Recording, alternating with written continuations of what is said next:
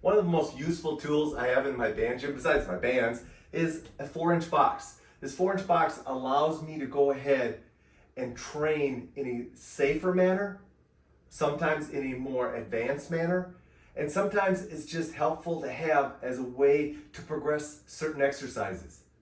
A little bit about the box before I take you through 5 different ways that you can go ahead and utilize a 4-inch box in your training. My box, again, is 4 inches high. I find that 4 inches is the best height. 6 is a little bit too tall, 2 is definitely too short. My box is 12 inches wide by 18 inches long. On the bottom of it, I go ahead and place a couple of anti-skid or anti-slip devices. These are just Velcro straps that hook into my carpet.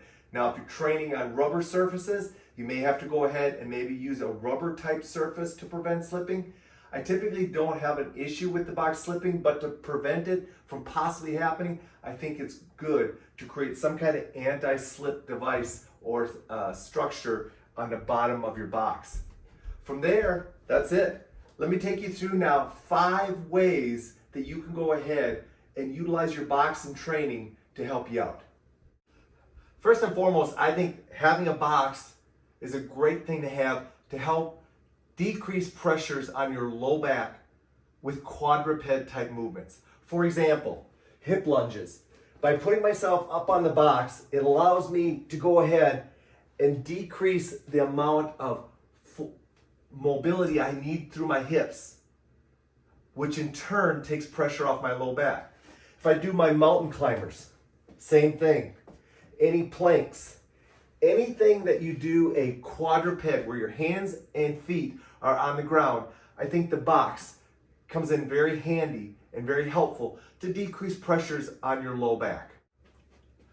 Next way I like to go ahead and incorporate my box is when I'm doing any type of deadlifts, reaches, or even burpees. It helps elevate the floor so I don't have to go as low down.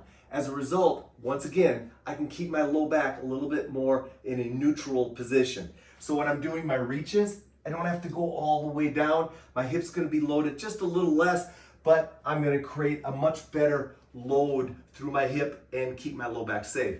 When I go ahead and do my deadlifts, it's just closer to the ground, or excuse me, closer to my hands, and I don't have to go as low during my deadlift. And then obviously I like using them for burpees to go ahead and, again, for the same reason, not have to force myself to go as low. Also, the box creates a visual for my feet so that I always learn how to keep my feet nice and wide and in a good deadlift position. Next, I like to use the box for small space cardio type exercises. Exercises that allow me to go ahead and train in a small space, but I have to work my foot agility and coordination. I have to go ahead and work at getting up and down off the box. Now, one of the things that we're gonna lose as we get older is our ability to pick our feet up and move well. The box challenges me to have to pick my foot up just enough so I have to use that hip flexor to move. So not only does it generate a device or an obstacle that I can use for small space cardio, but the obstacle challenges something that I know is going to get weak over time, and that is hip flexion, which is gonna then in turn not allow me to get my feet up high enough so I can walk and not catch my foot on the ground and fall. So the box is a great way to go ahead and train that while you're going ahead and training some cardiovascular interval training. The other thing the box does is it helps me challenge my mobility with a lot of my unilateral lower body training. For example, if I want to go ahead and do reverse lunges, I step up onto the box, load up, and now as I go down, I have to go further into the range of motion and then drive up. Plus, the box helps me work on something, again, that's very important, and that is acceleration through the movement. So things like getting up and down stairs, or the ability to generate force out of a deep squat single leg position and being able to put up. If you've noticed that already, it's a lot like walking, but it doesn't have to be just in a sagittal or straight plane. You can also go ahead and drop down and work on lateral movements, or you can go ahead and cross over and work on crossing movements.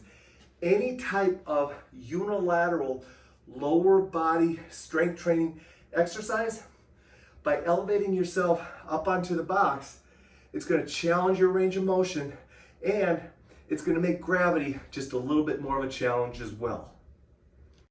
I also like to use the box as a way of limiting the range of motion on my push-ups. Position myself on the box, lock out, lower down, and press off the box. What does that do? Well, a couple things. Number one, allows me to work end range strength of my push-up, which is important from a shoulder stabilization standpoint. It also goes ahead and decreases the amount of force on my shoulders, so I don't have to go all the way down into the hole, which is going to really challenge my shoulders, specifically my rotator cuff. So it allows me to go ahead and keep push-ups on a regular basis into my workout. Plus, it makes it just a lot more fun because I can go ahead and work more aggressive resistance because I'm not going all the way down.